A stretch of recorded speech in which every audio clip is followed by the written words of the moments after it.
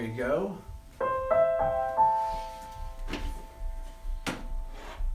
For any of you that were just watching, sorry for the interruption. Hey everybody, I'm Rick Beato. Today's Everything Music is called 6th Diminished Scale Harmony. This is a concept that some people have asked me about, that Barry Harris talks about, but it's kind of an old bebop concept that is also used in things like gypsy jazz. Before we get to that, I want to make a couple announcements. First of which is I have a new Patreon page that we just started up a couple days ago, Aaron created.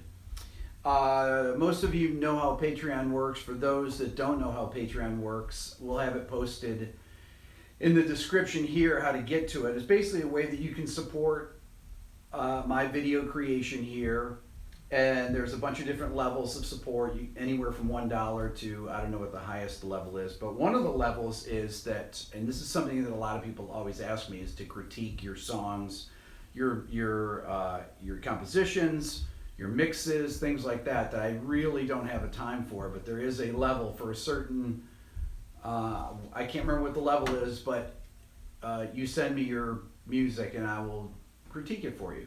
Every month. Every month. And it's something that I've wanted to be able to do, but just don't have the time to do it because I get so many people send me music. It's great. I wish I had time to listen to it, but I will set aside time to do that.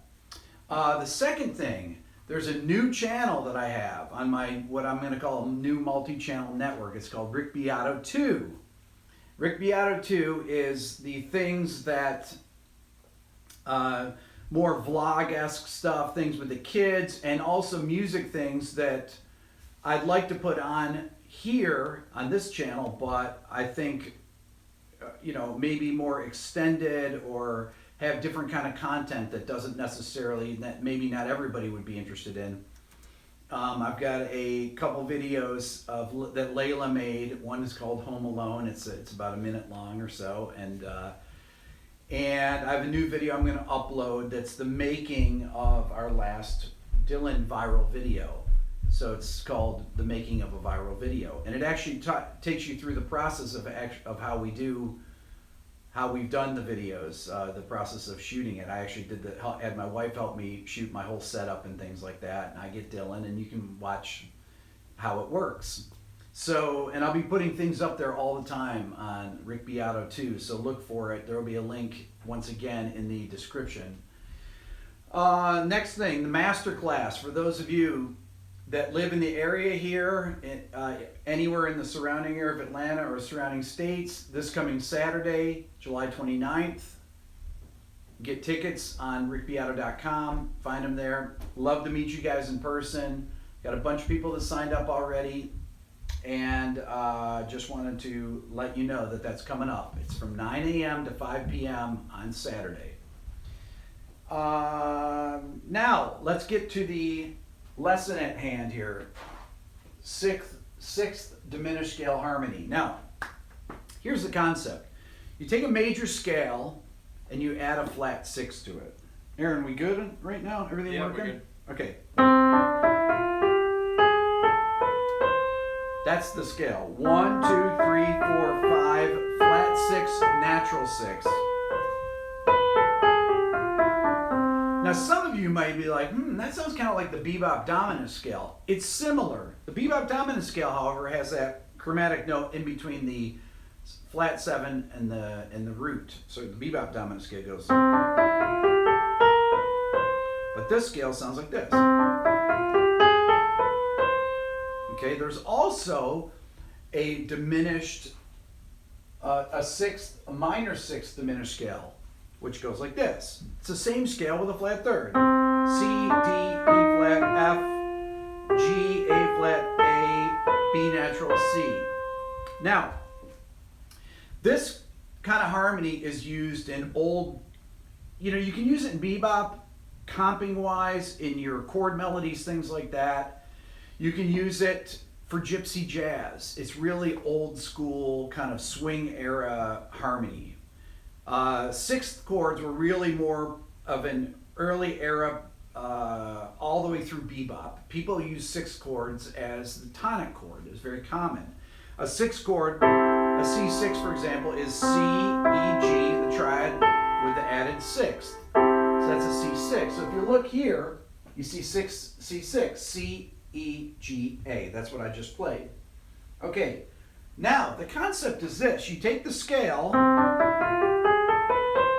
and beginning on the 2nd note of the scale, you build a diminished 7th chord. You're moving every other note, just like a mode, but you're building the chords. You move every note up 1 scale degree. So this is the 2nd chord in the scale, is D diminished 7. So it's going to be D, F, A flat, C flat, which is really B. So there's a lot of enharmonics in here. The 3rd scale degree is C6 over E, so it's E, G, A, C. Okay. This is B, remember, this is C flat, and that's B to C. So the first 3 chords sound like this. Here's C6, D diminished 7, and then you got C6 over E. So E, G, A, C. The next chord is F diminished. So it's alternating inversions, C6, C6 over E, C6 over G, C6 over A. It's alternating the inversions with diminished 7th chords built on the 2nd scale degree, the 4th scale degree, the flat 6th scale degree, and the major 7th scale degree.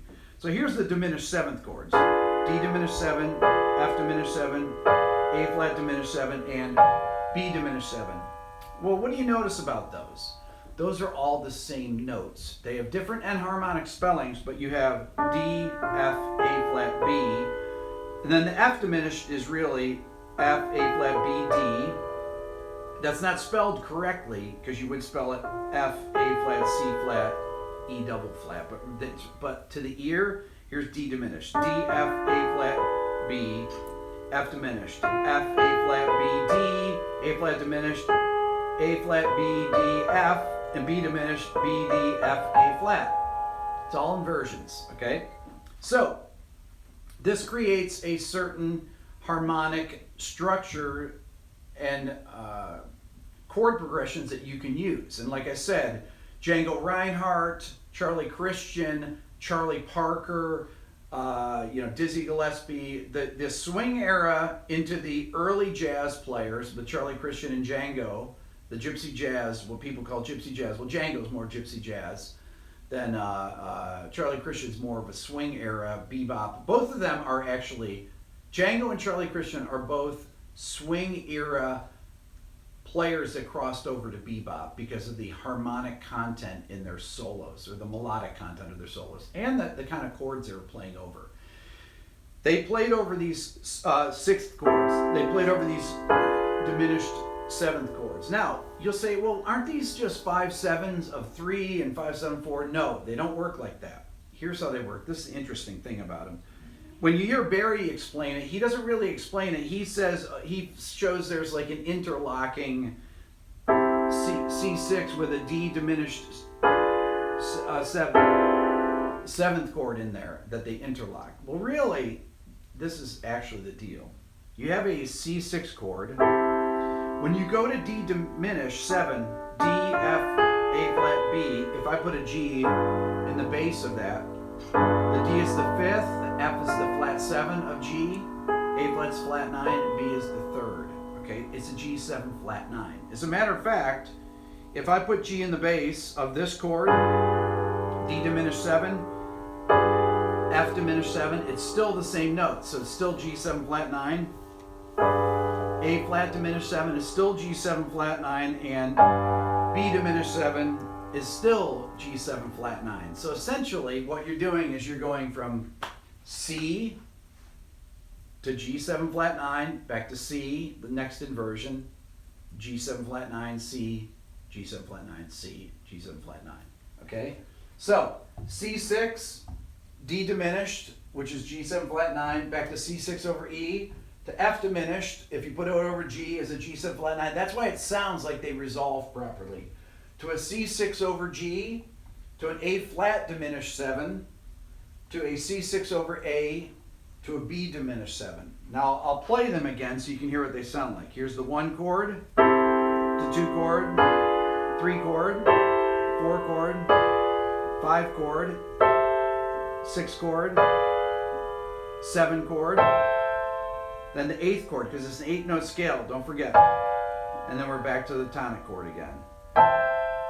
Now, it's really cool because this can be used in a lot of different situations. But like I said, if you're writing a big band, let's say you're a film scorer, and they ask you, hey, I need you to write something that sounds like swing music or something like big band music. These are how you get these kind of sounds with your major chords. If you're on a tonic chord, you can use these things to pass through to create melodic lines and to harmonize them if you're doing a sax solo with a big band section. Now, on the guitar, they work like this. We'll talk about the minor one in a minute, but I'll just start with the major 6 chord. So on the guitar, if I take the C6 chord here, so down here, I'll play it all on the 8 with the root on the A string. So you got, whoops, I guess I'm not on here for some reason. Aaron, why am I not on? Do you know? I'm plugged in. Can you plug directly into it? Yeah, I don't think, is the amp on? Oh, power wasn't on. Great, okay, that's fine.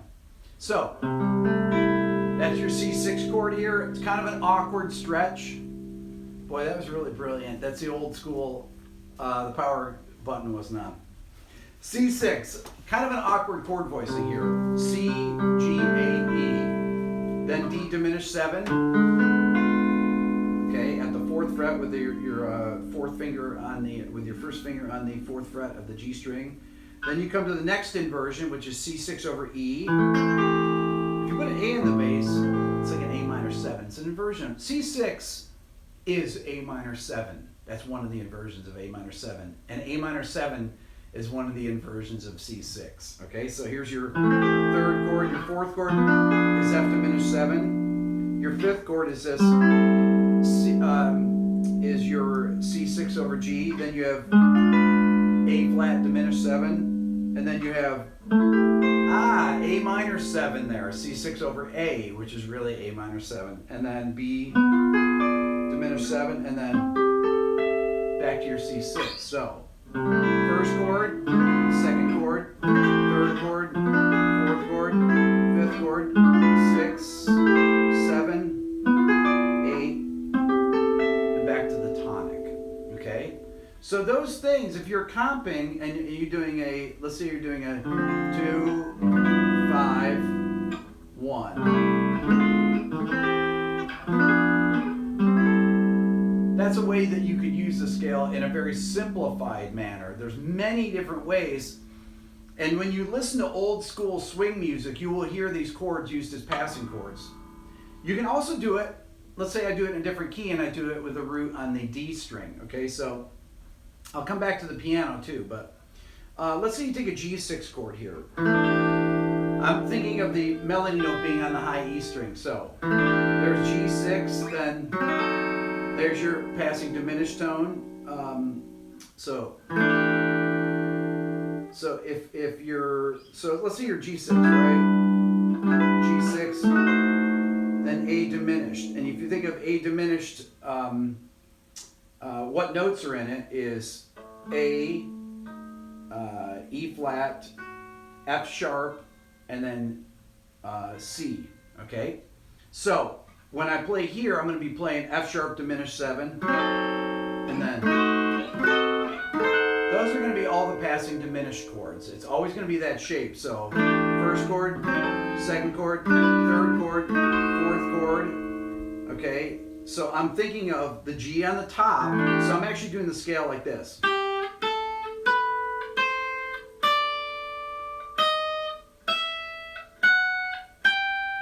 Those are the notes I'm looking for. So 1, 2, 3, 4, 5, flat 6, 6, major 7, root. So it's going to be 1, 2, 3, 4, and then your 5th chord is going to be up here. So So I'm on C, then I got to go to D, so I'm going to go to this. Then I'm going to go to, then I'm going to go here, then I'm going to go there, and then.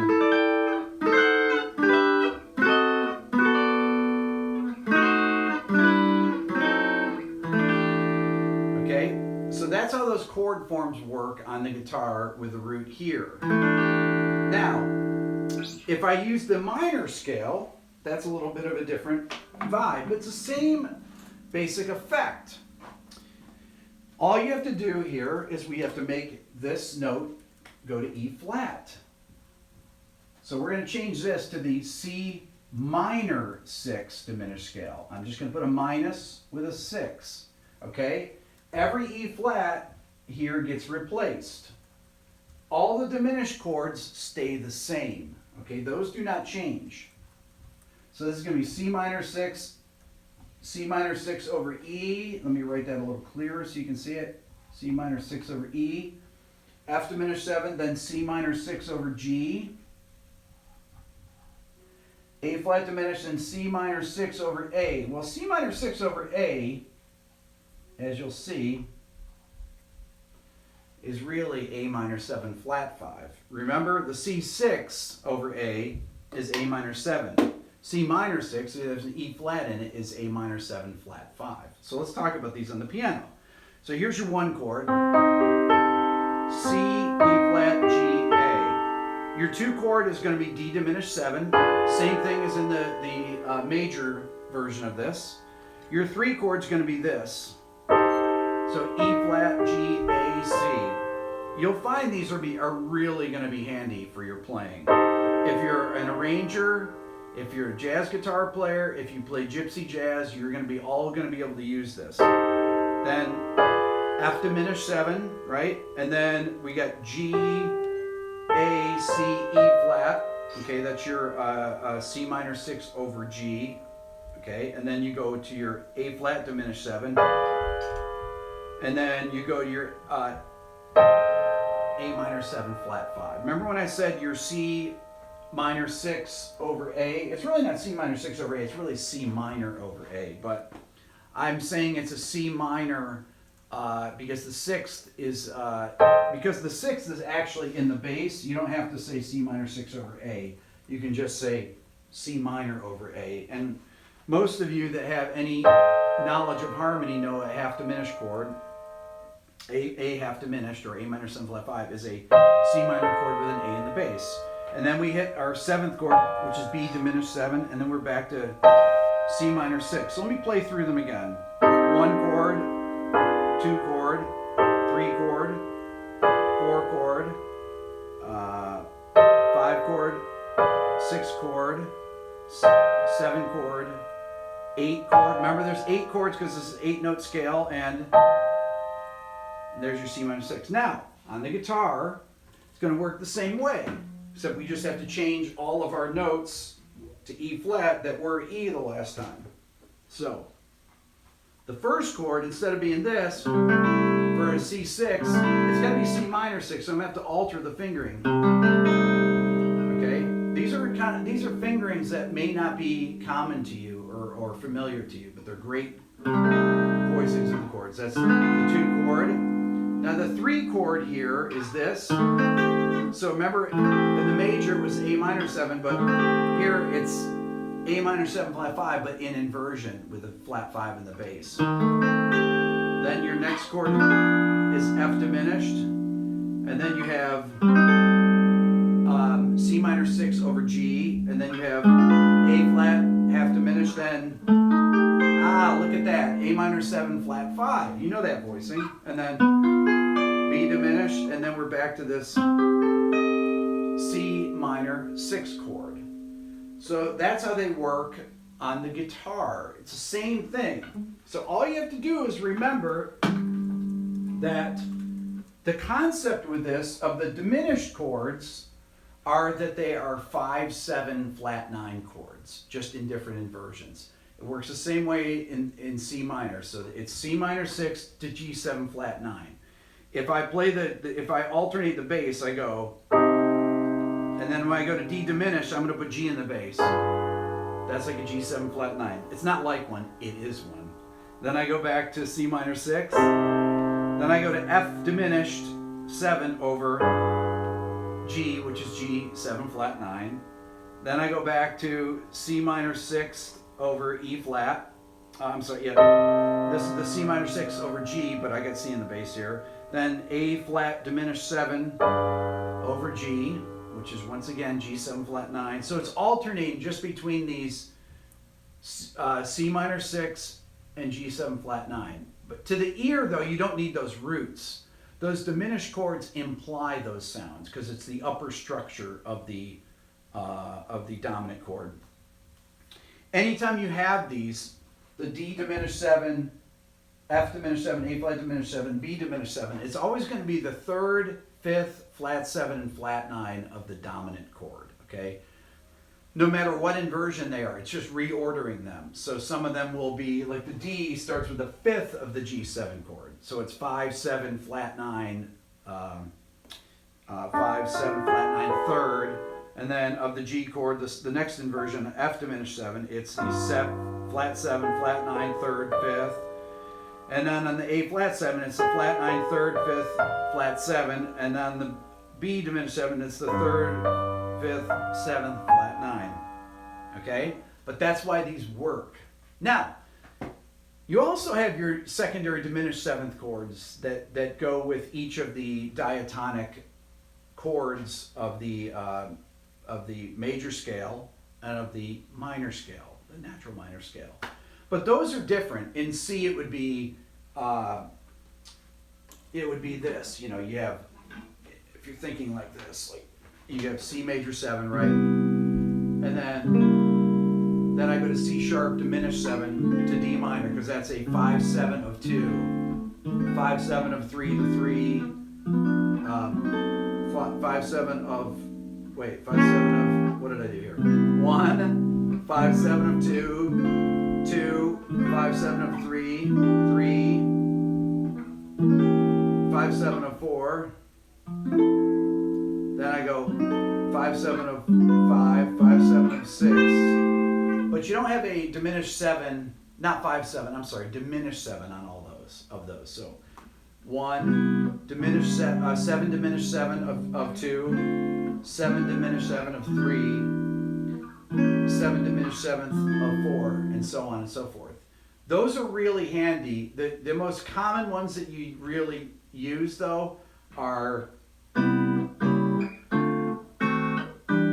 you'll hear that a lot, you know, you can use it in blues.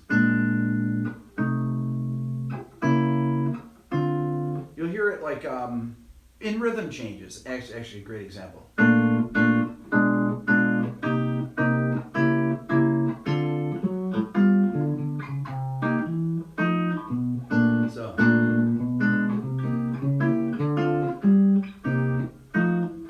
That's actually a common substitution in rhythm changes. So if you're going,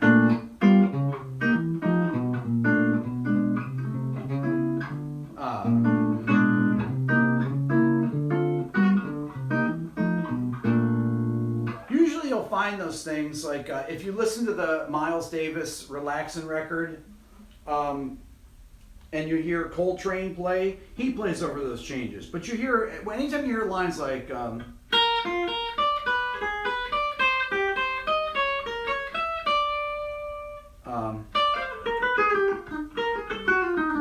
anytime you hear that line used over rhythm changes, the soloist is implying those secondary dominant or secondary diminished 7th chords. So, questions? Aaron?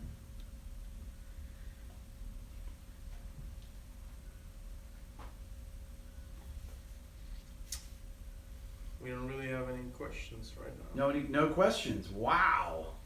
Did I explain it that clearly? You know, I've seen explanations of the Barry Harris concept, and the way he explains it is really confusing, and that's why people, I think, write to me because they've heard of it. And I mean, I get that question all the time, don't I, Aaron, about Barry Harris? Yeah. so people are always wanting me to talk about it, and I said, a lot of the times I'll say I'll do a video on it. And because when he describes a scale, he talks about that there's an interlocking diminished seventh chord just because you've added that passing note in there. And he talks about it coming from classical music and things like that. But there's actually the more obvious description of why it works is because it's alternating between a tonic and a dominant chord. A tonic chord can either be C major 6 or C minor 6. So, so that's the one thing I think that people were confused about when they watched this, because he shows, when he plays it initially, he shows how two chords interlock, and he said that, okay, this second chord is right in there. It's the remaining notes. Like it's kind of like the upper extensions. It's the same thing if you take another 8-note scale, the diminished scale. If I take an F diminished scale, right, well, the upper extensions of an F diminished scale are a G diminished scale. Okay, so if I play an F diminished scale and a G diminished scale together, you'd call that a G diminished seventh over F diminished seventh. And that's a very cool modern harmony to use. But the G, if you play the scale, it's F, G, A flat, B flat, B, D flat, D, E, F. So you've got this. And then you've got the major 9, 11, flat 13, and major 7. A lot of times you'll hear me say, oh, it's a diminished major 7th chord. A diminished major 7th chord is using the major 7th, which is one of the upper extensions, along with the diminished triad. So that voicing that on guitar is also common. So this is F, A flat, B, E. So it's an F diminished major 7. Here's an F diminished 7, F diminished major 7. Very common, and I don't want to say it's modern harmony because it's been around for... Bebop players started using it in the 50s or so. That's that chord, but you'll typically hear that chord either played, a lot of times it's played as a sub for the 5 chord, okay? Or it's played in the left hand of a piano player that's playing, that's soloing using that diminished scale. They'll play that instead of the straight diminished 7th chord. You can also add those other notes. You can add the 11th to it. So I can take this, the B flat, and add it to the chord, and I can go like this, like this. That would be another way to do it. So I took out the flat third on this diminished, and I made it a diminished major 11. And you can actually play this. This voicing would be the diminished with a flat 13 and major 7. That's an upper structure diminished sound right there. Once again, if I play that over G, it gives you a really cool sound.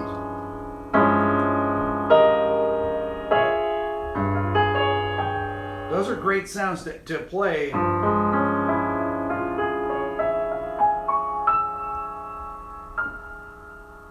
To play in your soloing too, is to learn those upper structure sounds. That's what you hear Mike Brecker play.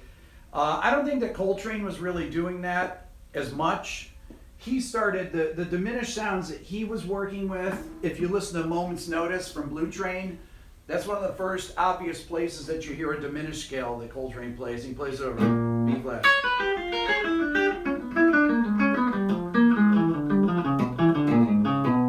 Coltrane uses that exact lick. He's doing it over B flat pedal, and he's playing using that scale. But the lick he's playing, the interval combination is.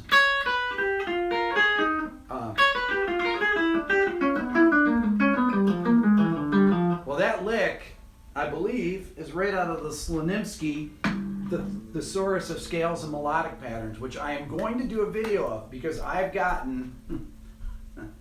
Okay, let me tell you the things that I get all the time. Can you talk about Slonimsky book? Can you talk about the Lydian chromatic concept, which I will, both. I wrote in a comment yesterday, Slonimsky, that I actually made an entire video. that was 45 minutes long, and I was only to about the first quarter of the book, and then I realized I have to scrap this and I have to come up with a better way of talking about it. There's like over 1,000 exercises in it, and I mean, Coltrane, there's no way that he was going through and playing all these exercises.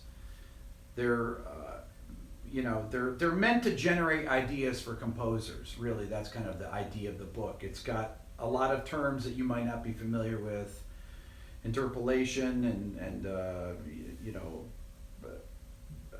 hexaphonic arpeggios and quadrotonal arpeggios and all these different terms that need to be defined first to understand it. You really need to have the book in order to do it. And I don't know if it's definitely in print, but I think it's actually public domain now. I might be wrong about that. I could be totally wrong about that. It may be that it's not public domain, but there are PDFs of it. But somebody sent me a PDF of it, and you can look it up and find it from legitimate sources, from schools and things like that, to take a look at it. But that particular book needs some explaining for how to use it. So I will do a video on that. Lydian chromatic concept I will do a video on as well. But once again, it's one of these things that takes a little bit more explaining. I studied with George Russell. I tell people that I took his class for 2 years, Lydian chromatic concept. I knew George. He was a super great guy and a snazzy dresser and hysterically funny. And he had one of the few concepts that jazz players ever came up with. It's one of the only concepts. And a lot of people say it was the inspiration for modal jazz from Miles, for So What and for impressions and things like that. There's a postcard on George's website if you go there, and it has a postcard from Eric Dolphy talking to him, who's a famous jazz saxophone player. Talks about how he's really into his concept and using it. So I'm going to do a video on that, and there's some other things too that I always get comments on. Aaron, what are other things I get comments on that people want me to talk about? Negative harmony. Negative harmony. I don't know if I'm going to do a video on negative harmony. I want to get Jacob Collier on the show, and he can talk about negative harmony. Even though when he talks about it, he realizes that they made way too big of a deal of it. It was something that he checked out, and he just casually mentioned in an interview, and everybody made a big deal about it, and then he kind of had to walk it back and say, well, that's just one little thing that I explored for, and got a couple things out of. I don't want people to think that I'm some negative harmony guy, basically, is what he said. So that's really why I haven't made a video on it, because a lot of the concepts of interval inversion have been around and are actually part of serial music, which I'm going to talk about. So, Aaron, any questions on things? Yeah, so people have been asking, is there any way to take this concept now and reharmonize it?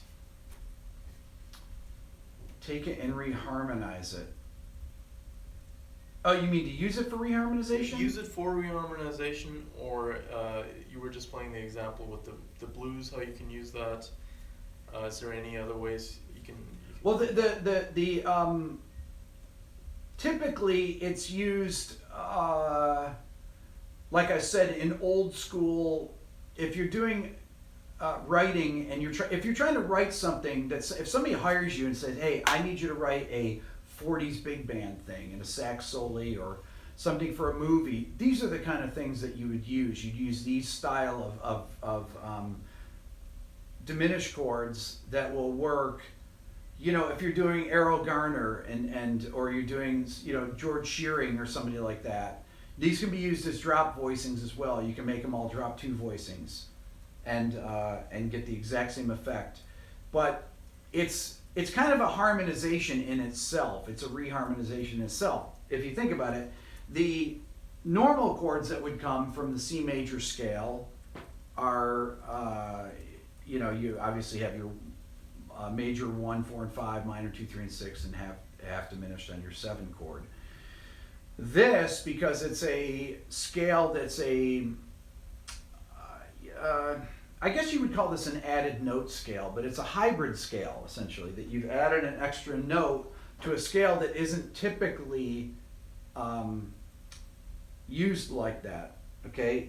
What it's good for though is that you can actually make up lines, and that's really more of a use for it. So if I'm playing over a tonic chord, like a C6 chord, so let's say I did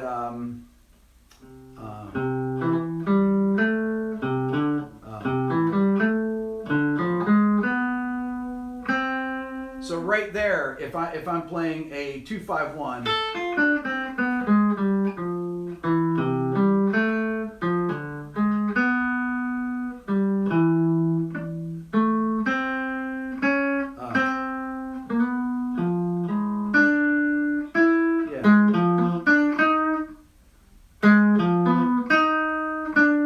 that's what I do. So I'm trying to make a line that makes sense. So.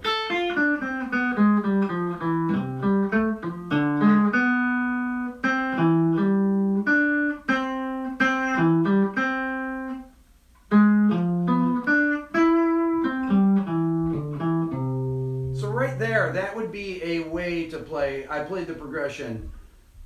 I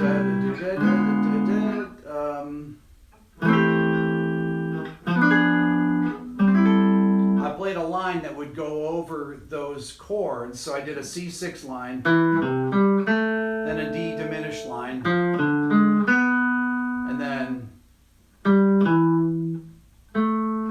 I did A minor 6 or C6 over E, and then I did F. So you get F diminished 7. And then I could come down to C6 like that.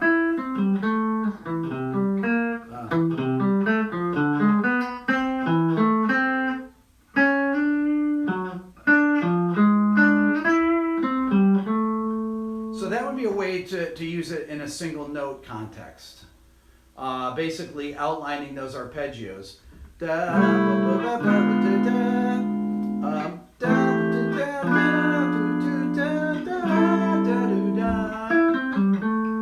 Okay, so I think it's more useful for things like that, or for writing and trying to come up with these things. Like I did a video where I talked about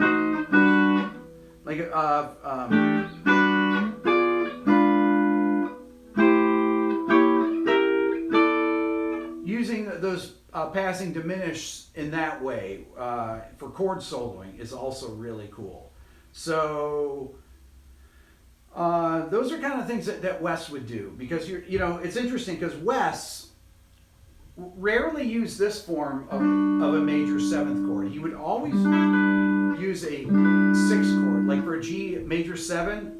A lot of the time in his chord solos, he would play a G6 chord, and the reason that he did that is because that was also a chord that he could use as a substitute for E minor 7, for example.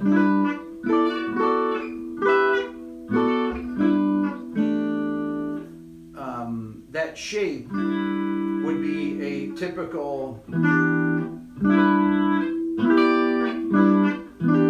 that actual chord shape. So you got this E minor 7. This is the next inversion. This is the next inversion. This is the next inversion. Those are all G6. G6, G6 over E, G6 over E. So that's G6 over E. Then you go up to here. This is G6 over B, G6 over D, and G6 over E, which is E minor 7. So those chord shapes are really common in chord soloings. That's one way to use them. So that's what I would suggest for you guys to use these for. But it's really extremely cool for soloing over a tonic chord and make it sound like your line is going somewhere. It's a way to add harmonic interest when you may just be chum chum chum chum chum chum chum chum. If you have a C6 chord, if you're playing, like I said, Gypsy jazz or something like that, I hate to use that term. I don't even know if is that even a legitimate term, gypsy jazz? Yeah. If you're playing gypsy jazz, playing like Django Reinhardt, you'll hear him play these kind of arpeggios. Played a lot of arpeggios. That's why his style and Charlie Christian's style was different than the players that were going on at the time, the typical swing players, because those guys played more like bebop players. They had a lot more arpeggios in their lines. But their arpeggios didn't feature the flat nines, they featured the natural nines. But they used a lot of these sixth chords. And they used a lot of diminished seventh sounds and things like that. So so that's a good way of using it. Aaron? Any other questions here? Is this based off the Barry Harris concept? Yes. If you didn't tune into the beginning of the video, yes. I made the video because people have been asking me about that, about the Barry Harris concept. But you have to rewind it and go back and watch it, and then you'll see that. Other announcements, again, Patreon. Support me on Patreon if you love my videos here. Rick Beato 2, new YouTube channel. Go click over there and subscribe now. I have a new video I'm putting up here in probably the next hour. But it's a place for videos that don't necessarily go on this channel, but I think are really interesting nonetheless. I have a new video. It's like a little documentary behind the scenes of the making of one of our Dylan viral videos. I did the last video that we did. I don't think we're going to do any more, but I wanted to capture one for Dylan for when he grows up, because he won't remember how we made the video. So I basically go through how I set up for him, and I had a distant camera on it to show people that Dylan's not reading off any cards. Not that people thought that anyways. People did after the first video, but by the last one, I think people knew that Dylan could hear it. But you got the close iPhone video, and then you have a distant camera showing that there's nothing in front of him or behind him while he's doing it. So I think it's a really interesting behind the scenes look at that. And then I've got a couple videos that Layla made that she conceived of and acted in. Well, one is a Layla story time, and the other one is Layla Home Alone, a little movie that she made, or that the kids made, that's about a minute long. So check it out. I think we're all good for today. That's all for now. Please subscribe here to my Everything Music YouTube channel, and thank you all for watching. We'll see you soon.